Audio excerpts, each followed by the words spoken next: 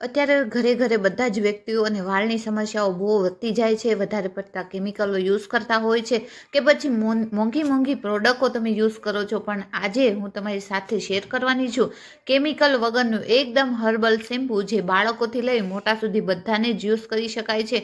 અને ખાસ વાત એ છે કે આમાં બિલકુલ આપણે કેમિકલ યુઝ નથી કરવાનું, અને 15 દિવસમાં જ તમે આ શેમ્પૂને યુઝ કરશો ને તો તમારા ખરતા વાળ પણ બંધ થઈ જશે. જો ખોડો હશે તો ખોડો પણ જતો રહેશે, અને વાળ લાંબા, ઘટ અને જાડા બનાવશે.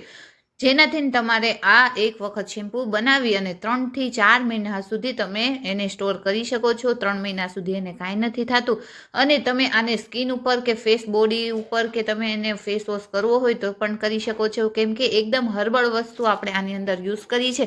એટલે તમે બધી જ રીતે આને યુઝ કરી શકો છો. કોઈ પણ જાતનું કેમિકલ આપણે આની અંદર નથી નાખવાનું. જો તમે જોઈ શકો છો કે હું હાથને પણ સારું એવું વોશ કર્યું છે તો કેટલી શાઇનિંગ આવી ગઈ છે. એકદમ ડસ્ટ આનાથી નીકળી જાય છે અને એકદમ શાઇનિંગ આવી જાય છે. એટલે તમે આને સ્કિનમાં પણ યુઝ કરી શકો છો અને હેરમાં પણ યુઝ કરી શકો છો. ઓછા ખર્ચામાં આપણે 2 લીટર જેટલું શેમ્પૂ બનાવીને તૈયાર કરી દેવાનું છે. તો ચાલો આજે આપણે શરૂ કરીએ. આ વિડીયો ઘણો લાભદાયક છે. પૂરેપૂરો વિડીયો જોજો. અને જો તમે પહેલી વખત મારી ચેનલ પર આ વિડીયો જોઈ રહ્યા છો અને હજુ સુધી મારી ચેનલને સબસ્ક્રાઇબ નથી કરી તો પ્લીઝ મારી ચેનલને સબસ્ક્રાઇબ કરી દેજો. અને વિડીયો થોડો પણ સારો લાગે, તમને લાભદાયક લાગે તો એક લાઇક જરૂરથી કરજો. તો ચાલો વિડીયો સ્ટાર્ટ કરીએ. તો એના માટે આપણે 100 ગ્રામ જેટલે સિકાકાઈ લેવાની છે. આસાનીથી બધી જ વસ્તુ તમને માર્કેટમાંથી મળી જશે. હવે 100 ગ્રામ આપણે અરીઠા લઈ લેવાના છે. અરીઠા છે જે છે તે એકદમ નેચરલ સાબુનું કામ કરે છે અને એકદમ મેલ કાપી લે છે, એટલે અરીઠાનો ઉપયોગ કર્યો છે. અને 100 ગ્રામ આપણે આમળા લઈ લેવાના છે. ત્રણેય વસ્તુને આપણે 100 ગ્રામ લઈ લેવાની છે. હવે આપણે એને 2 થી 3 દિવસ માટે સારા એવા તડકામાં સૂકવી દઈશું. જો સૂકવી દઈશું એટલે આરામથી આગળની પ્રોસેસ જે આપણે કરવાની છે તે આસાનીથી થઈ જશે. હવે આપણે ખાણી અને દસ્તાના મદદથી આપણે અરીઠાની અંદર જે બીજ રહેલા છે તેને આપણે કાઢી લેવાના છે. એની અંદર જે બીજ છે તે થોડા હાર્ડ હોય છે, એટલે બધા જ બીજને આપણે કાઢી લઈશું. એટલે એક સાઈડ ઉપર રાખી અને બીજને આપણે ઉપયોગમાં નથી લેવાના, ખાલી અરીઠાનો ઉપરનો ભાગ આપણે ઉપયોગમાં લેવાનો છે. તો હવે આ રીતે બધા જ બીજને હું કાઢી લઈશ અને એક બાઉલની અંદર આપણે એને રાખી મૂકશું.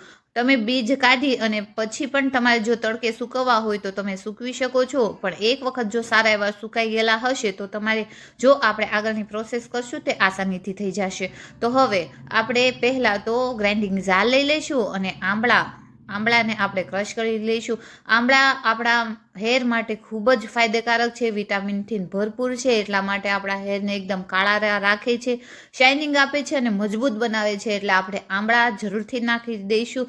શેમ્પૂમાં આંબળા, અરીઠા અને શિકાકાઈ નાખી અને એકદમ હર્બલ રીતે આપણે શેમ્પૂ બનાવવાનું છે. તો આંબળાને આપણે આ રીતે ક્રશ કરી લઈશું. હવે શિકાકાઈને ક્રશ કરી લઈશું.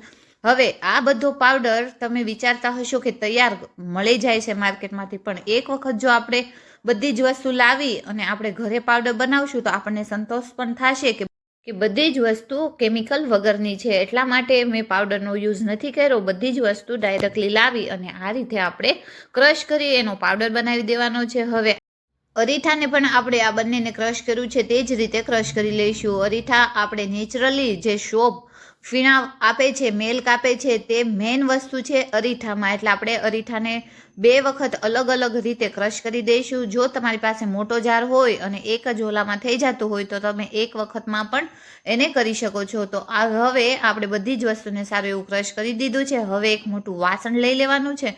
એની અંદર આપણે 2 લીટર જેટલું ફિલ્ટરનું પાણી નાખવાનું છે. અહીંયા તમારે વાત ધ્યાન રાખવાની છે, નોર્મલ પાણી જે આપણે ઘરે બધી વસ્તુ વાપરવામાં કરીએ છીએ તે પાણી યુઝ નથી કરવાનું, ફિલ્ટરનું પાણી જ લેવાનું છે. હવે એની અંદર આપણે બધા જ પાવડર બનાવીને તૈયાર કર્યા છે તે ધીમે ધીમે બધી જ વસ્તુ આની અંદર એડ કરી દઈશું. સારું એવું મિક્સ કરી અને ગેસ ફાસ્ટ રાખી અને આપણે એને ઉકળવા માટે છોડી દઈશું. તો અહીંયા મેં પહેલાં તો 3 પાવડર નાખ્યા છે. હજુ એક મેઇન ઇન્ગ્રેડિયન્ટ્સ આપણે નાખવાની છે તે હું આગળ તમને જણાવીશ. તો હવે અહીંયા આપણે ગેસ ફાસ્ટ કરી અને તમે જોઈ શકો છો થોડું જ ગરમ થયું છે ત્યાં જ ફીણા એકદમ ઉપરથી આવી ગયા છે.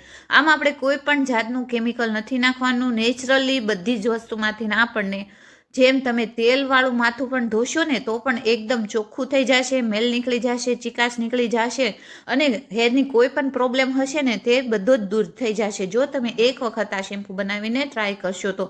પણ આ શેમ્પૂને તમે 1 મહિનો જો ટ્રાય કરશો ને તો પૂરેપૂરો ફાયદો તમને જોવા મળશે. 20 મિનિટ થઈ ગઈ છે. હવે આપણે આની અંદર મેઇન વસ્તુ નાખવાની છે 100 ગ્રામ જેટલી અળસી. અળસીથી તમારા જે હેર છે એકદમ શાઇનિંગ થશે, સ્ટ્રોંગ થશે અને સોફ્ટ બનશે. એટલે અળસી નાખવી ખૂબ જ જરૂરી છે. પણ 20 મિનિટ ઉકળી જાય બધી જ વસ્તુ પછી હવે ગ્રાઇન્ડિંગ જારની અંદર આપણે અળસીનો પણ પાવડર કરી દઈશું. બિલકુલ આ રીતે સ્ટેપ બાય સ્ટેપ તમે કરશો ને એટલે તમારું શેમ્પૂ એકદમ સારું એવું બનશે. તમારે બધું જ રિઝલ્ટ એક વસ્તુની અંદર મળી જશે, તે મારી ગેરંટી છે. તો હવે આ રીતે એકદમ સારો એવો પાવડર બનાવી દીધો છે. હવે એને બાઉલમાં તમે જોશો તો આ રીતનું માપ રહેશે, પણ બધી જ વસ્તુ મેં 100 ગ્રામ લીધી છે. અરીઠા 100 ગ્રામ લીધા છે, આમળા, શીકાકાઈ અને અળસી ચારેય વસ્તુને આપણે 100 ગ્રામ લીધી છે. એટલે તમને ઘણી સહેલાઈ રહેશે મેઝરમેન્ટ. અને 2 લીટર પાણી લઈ લીધું છે. હવે બધી જ વસ્તુને આપણે સારું એવું મિક્સ કરી દઈશું અને આને પણ આપણે 20 મિનિટ માટે ટોટલી ઉકળવા દઈશું. એકદમ ઠીક થઈ જાય. જો હું તમને આ રીતનું બતાવું, એને ગળણીની અંદર ગાળી લેવાનું છે અને થોડું એવું ઠંડુ થઈ જશે એટલે આ રીતનું ઠીક થઈ જશે. બસ એટલું ઠીક થઈ જાય એટલે આપણે ગેસ બંધ કરી દેવાનો છે. તો એકદમ ઇઝીલી આપણે કેમિકલ વગરનું શેમ્પૂ ઘરે બનાવીને તૈયાર કરી શકીએ છીએ. આજનો મારો તમને આ વિડીયો ગમ્યો હોય ને તો 1 લાઈક જરૂરથી કરજો. હજુ સુધી તમે મારી ચેનલને સબસ્ક્રાઇબ ન કરી હોય તો પ્લીઝ મારી ચેનલને સબસ્ક્રાઇબ કરી દેજો. તો હવે બધી જ શેમ્પૂને આપણે ગાળી લઈશું. કપડાથી પણ તમે ગાળી શકો છો અને ગળણીથી પણ ગાળી શકો છો. તો તમે જોઈ શકો છો કેટલું સરસ થિકનેસ વાળું આપણું શેમ્પૂ બનીને તૈયાર થઈ ગયું છે. અને ખાસ વાત કે તમે કઈ સિટીમાંથી મારો વિડીયો જોઈ રહ્યા છે તે કોમેન્ટ કરીને જરૂરથી જણાવજો એટલે મને પણ ખબર પડે મારા વિડીયો ક્યાં જોવાય છે.